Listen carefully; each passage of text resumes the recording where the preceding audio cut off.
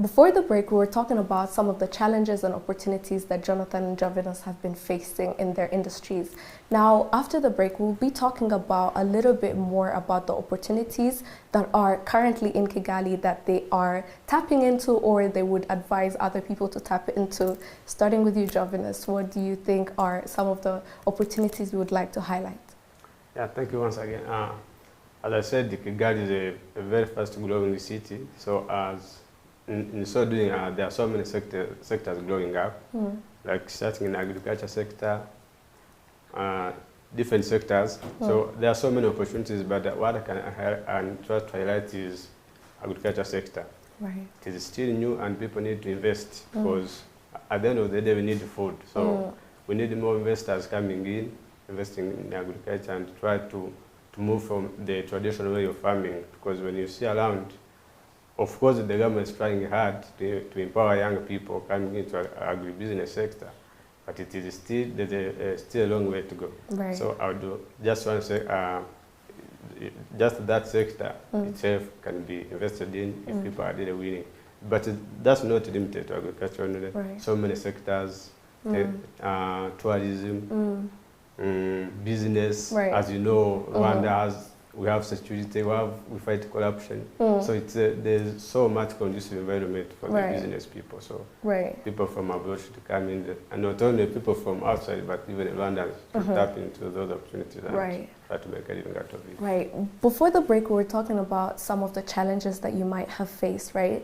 What are some ways you feel like Kigalians could embrace in order to make the environment a bit more conducive to people who are from different descents? I think that's a really good point. I think Kigalians should learn how to embrace people, because this is an immersion market. We have a lot of people coming in from different walk of life. So they should start accepting people for who they are and start accepting people not only from their look or what they bring to the table.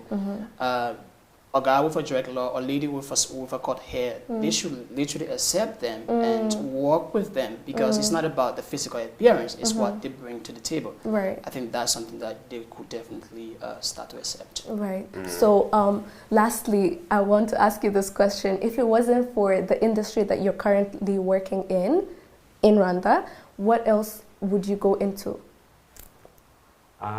For me, growing up, actually, I wanted to be a professional teacher. Teacher? Yeah. But due to the different walks of life, I ended up finding myself in this sector. But I'm a very, very person who admires teaching. So I'd be in academics, so yes. Oh, that's admirable. What about you, Jonathan? Oh, I think it was growing up. I was more of from a journalist perspective. It's more like I started having chat broadcasting.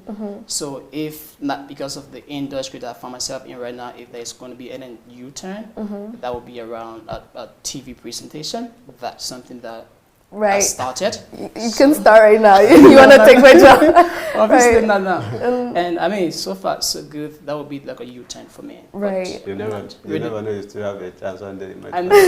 I'm not really looking into that right now, because I'm like literally 60% to where I want myself to be, and I think it's like my entire attention is on our industry, which is the fintech, agriculture, and renewable energy. So there's no U-turn right now. Right.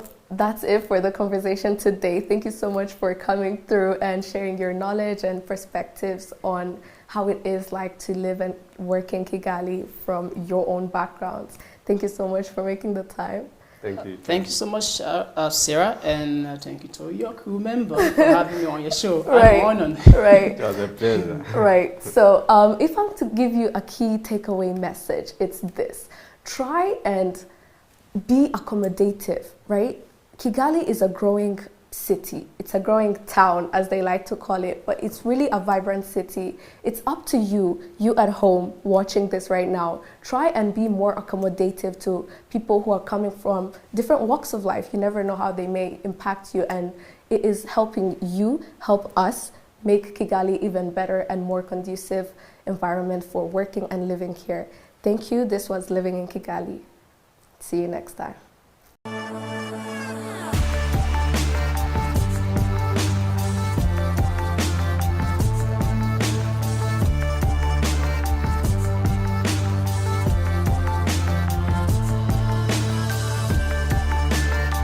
So as we go into the next break, we'll be talking about sorry. She's an opportunity. Sorry. Yeah.